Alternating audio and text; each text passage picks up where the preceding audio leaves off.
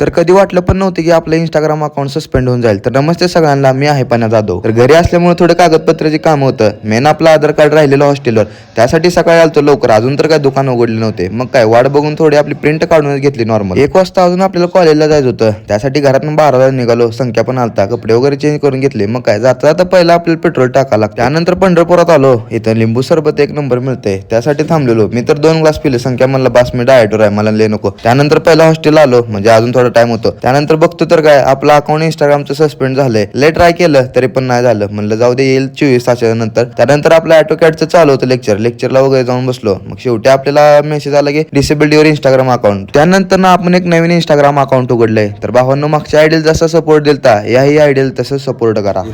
ID बद्दल लय वाईट झालं भावांनो, आपली आयडी हॅक झालेली, हॅक नाही सस्पेंड झालेले.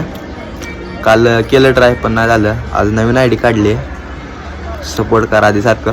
वाईट ह्याचं वाटत नाही की आयडी गेली, वाईट ह्याचं वाटतं की परवा दिवशीच एक रील 32 केला गेलती.